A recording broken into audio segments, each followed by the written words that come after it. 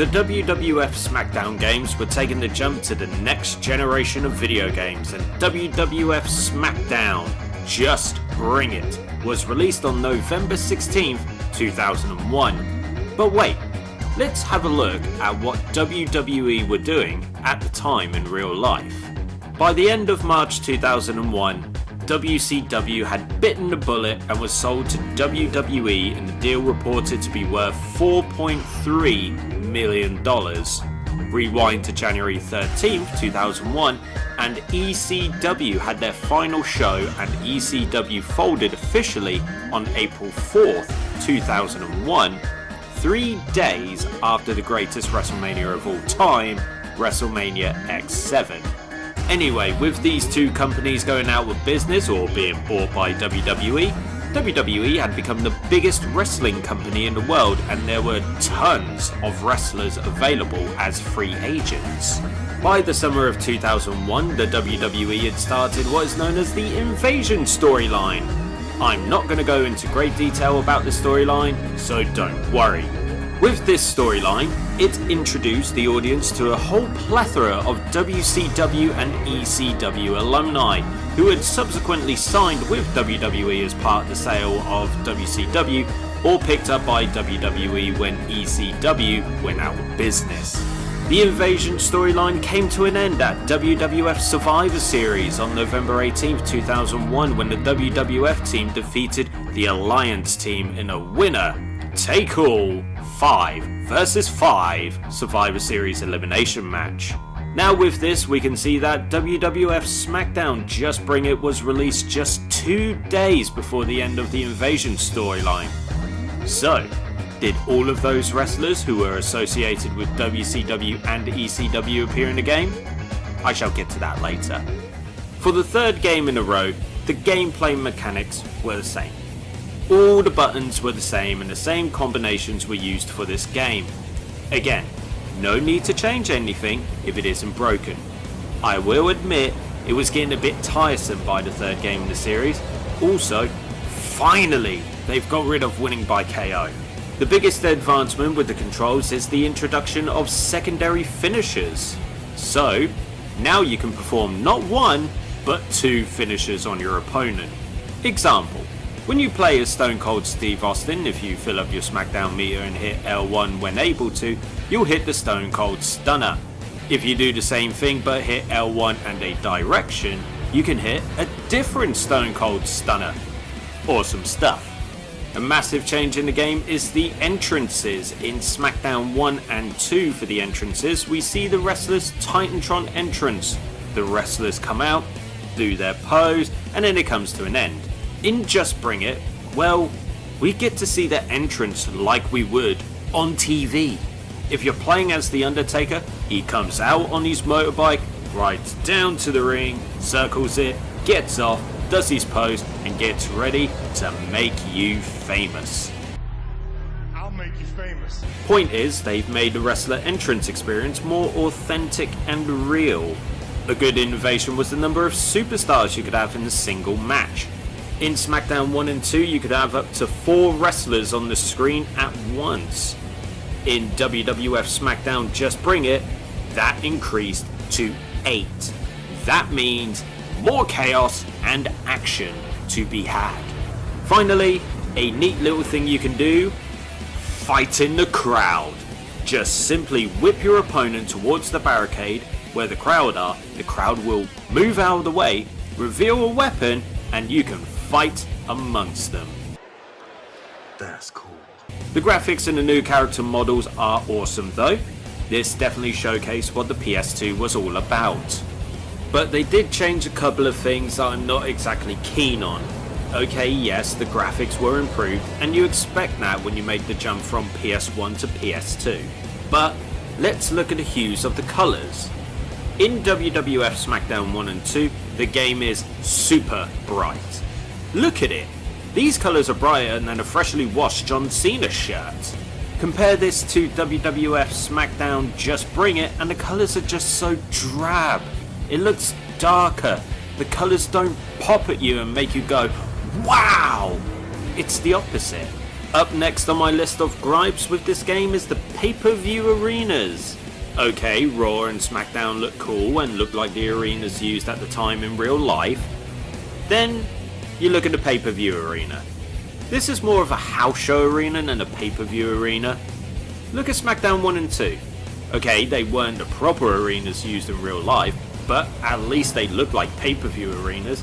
You could buy the idea that these were pay-per-view arenas, unlike the ones used in Just Bring It. This is the biggest gripe I have. The save times. Most of the time when saving a game it's normally pretty swift. Kind of like an Ultimate Warrior match. Blink and you'll miss it. The time WWF Smackdown Just Bring It takes to save the game is unholy. Let's take a moment and time it.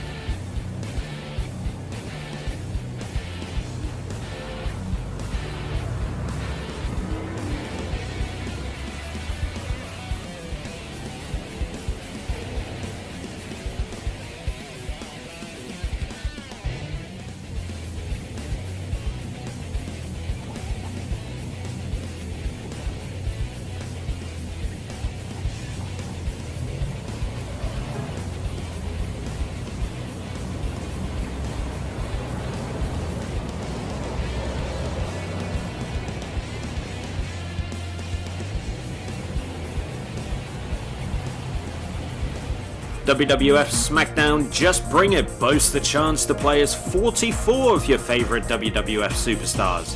There are 38 male wrestlers to choose from and 5 women's wrestlers to choose from. Again, terrible ratio. But wait, that makes 43 wrestlers, not 44. Who's the 44th wrestler? I'll come to that in a minute. Making their first appearance or return to the series are the following wrestlers.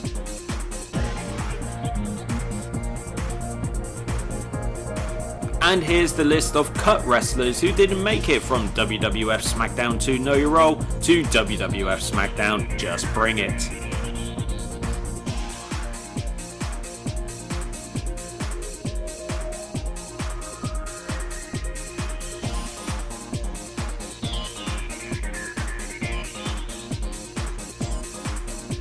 That's 30 superstars cut from the game. That's just madness. As always, there can be wrestlers unlocked playing through the game's story mode, but there's one man you can get through other means. Here's what you do. Play as The Undertaker in the Slobber Knocker match, beat 15 opponents and you unlock Fred Durst. Yes, the lead singer of the biggest nu metal band of its era is a playable wrestler in WWF Smackdown Just Bring It, and if I'm not mistaken, he becomes the first celebrity to appear in a WWF game. This was a huge deal. Why was Fred Durst a playable character in this game? Well, let's go back to late 2000 into 2001. The Undertaker, who was under his American Badass gimmick, when he returned at WWF Judgment Day in May 2000, he used Kid Rock's song American Badass as his entrance music. Then, at some point during the year, he started using Limp Bizkit's song Rollin' as his entrance music.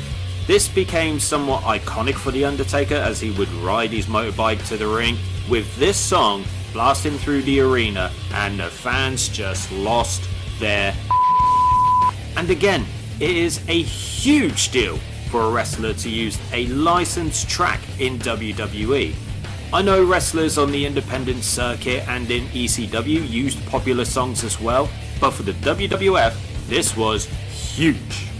Anyway, with Rollin' becoming synonymous with The Undertaker and his entrance, so to use the song, a deal was struck between both parties involved. WWF get to use Rollin' in the game, and Fred Durst became an unlockable wrestler in the game. The only downside is that you can't play as Fred in the story mode.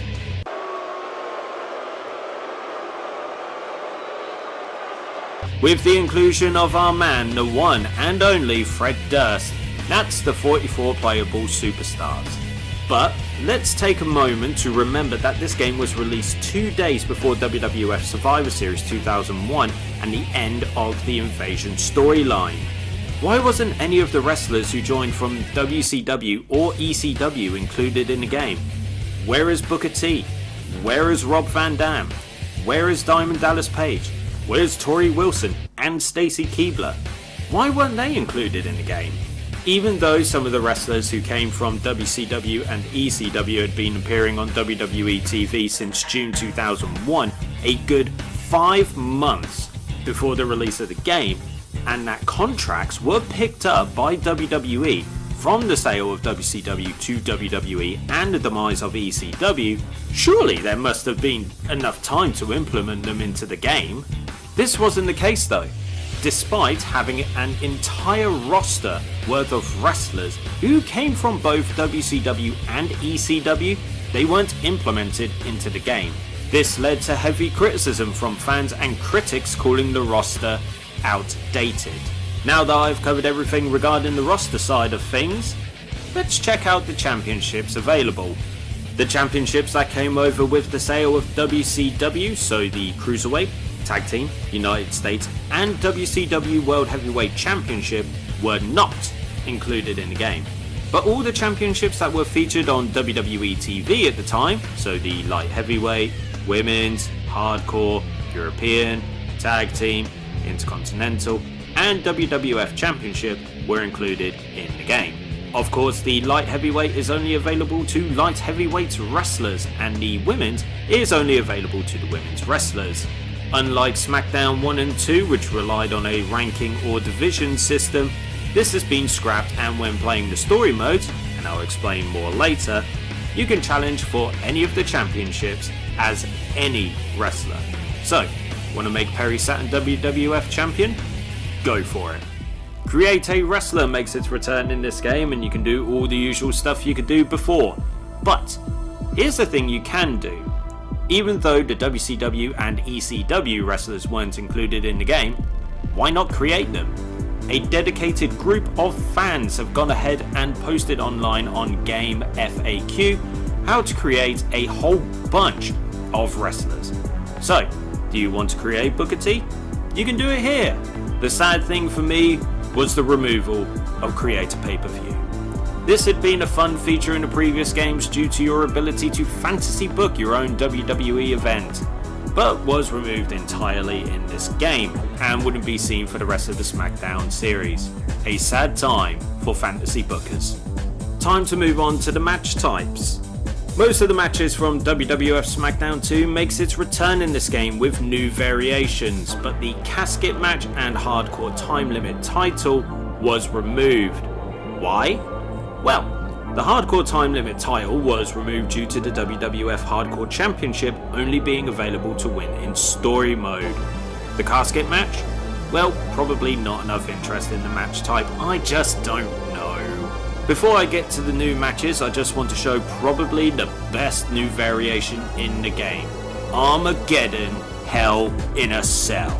At Armageddon in December 2000, it held the first and only 6-man Hell in a Cell match featuring The Rock, Stone Cold, Triple H, Rikishi, The Undertaker, and WWF Champion Kurt Angle.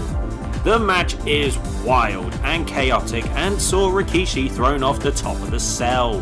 That match variation makes its first appearance in Just Bring It, and believe me, things get wild. Now let's get the new matches included in the game done. Up first is the Street Fight. This is basically a hardcore match, there's no rules whatsoever and you win by pinfall or submission. Then there's the 3 Stages of Hell match. This is a 2 out of 3 falls match. You select 3 match types to use in this match and it can have some wild variations. Finally, there's Last Man Standing. This is a one-on-one match and the aim is to beat your opponent senseless so they cannot get up by the referee's count of 10. Okay, with the ability to have up to 8 wrestlers fighting at the same time, that has enhanced the options quite a fair bit. The myriad of match types and variations is awesome and can lead to some exciting finishes and fun to be had. As mentioned before, the season mode has been removed entirely and replaced with story mode. Instead of playing out a year or 10-year long season mode campaign, you're thrown into the story mode where you choose what direction you want your wrestler to go along to hopefully be able to challenge for a championship at the end. A cool thing to note is that when you go on to Raw and Smackdown, they have their own intro video, which is pretty damn cool as it makes you feel like you're actually going to watch an episode of those shows. All the championships are available and each championship has a specific route you have to go along, and if you choose a different option or response, you could find yourself challenging for a different championship or just end up in a random match to close off the story mode. There's a whole bunch of stories available to go through, and I could go through each one for each championship, but I'm going to focus on the route to become the WWF champion. I did this as The Rock, so let's get into it. When you start, Vince approaches you and he says he has a proposal for you, a shot at the tag team championship. It's a one-off offer and it won't come again. Hey, you're the great one, the people's champion. You've got your eye on the WWF championship. Say no, then move on to WWF Raw. On Raw, a superstar will come out, and on this occasion it was The Undertaker. He calls out the WWF champion, who on this occasion is Stone Cold Steve Austin, and says he wants a shot at the title. But who comes out instead? You. Make a beeline for the ring and you're thrown into an impromptu match, whip his ass and move on. Or not, as Vince will come out and put you into a match against the man you've just beat down. So you beat his ass again and move on to WWF Smackdown. Another superstar will come out, this time it was Chris Jericho. And he's basically pissed that others think that your wrestler is closer to becoming the number one contender than he is. You come out, talk some trash to him, then he offers you 3 options for a match to determine the number one contender, and they are Street Fight, Last Man Standing, and Ultimate Submission. Pick your match, go into the match, kick his ass, win, and the champion will come out and basically say that the title is his and will stay with him. You get a neat little promo video, not as cool as the My Way promo video before The Rock vs Stone Cold Steve Austin at WrestleMania X7 though. Anyway, this builds a bit of hype before your match, and you're at the Showcase of the Immortals, WrestleMania. The champ brags about how the belt looks good on him, and then they're interrupted by Vince McMahon. He says that the champ wants a fair match, and makes himself the special guest referee for the WWF Championship match, which on this occasion is a last man standing match. Rock gives off a rock style promo, and before you go into your match, a graphic pops up with Michael Cole screaming, "World Wrestling Federation Heavyweight Title!" And that's pretty cool. Anyway, go into your match, whip ass, win, and you become the WWF champion. The credits roll, and that's that. WWF Smackdown Just Bring It received favourable reviews. It didn't receive the same level praise as Smackdown 1 or 2, but it did receive positive reviews. Let's take a look at some of the scores.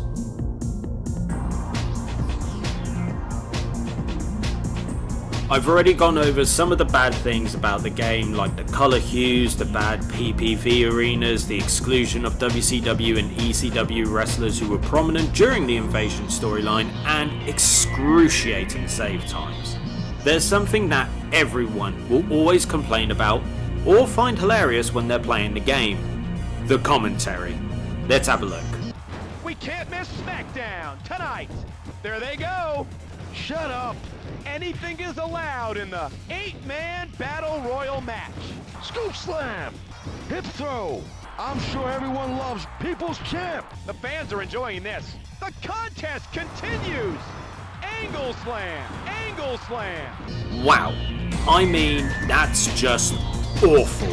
It is just so badly disjointed, repetitive, and the pauses when calling a wrestler's name or move is just Absolutely suck! worst commentary ever. Nonetheless, WWF Smackdown Just Bring It was certified platinum from the ELSPA after selling at least 300,000 units in the UK. I do have fond memories of playing WWF Smackdown Just Bring It, and like the others, I would play it for hours. Not as many hours, mind you. I'd make random wrestlers the WWF champion and would explore the different routes in season mode, but I would say in the series so far, this was the weakest entry. SmackDown 1 and 2 on PS1 was just superior. Simple as. WWF Smackdown Just Bring It was a success though and kept the Smackdown series of games strong. Fast forward 1 year, WWE fans would be able to get their hands on this.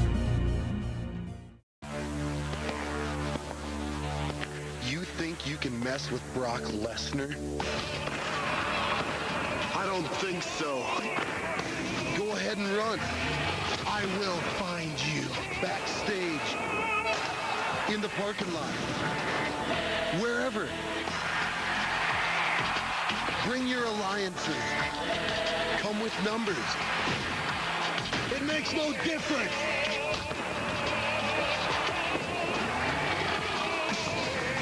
Because in here, it's over. F5. Smackdown. Shut your mouth. Smackdown Shut Your Mouth, only for PlayStation 2, rated T for teen.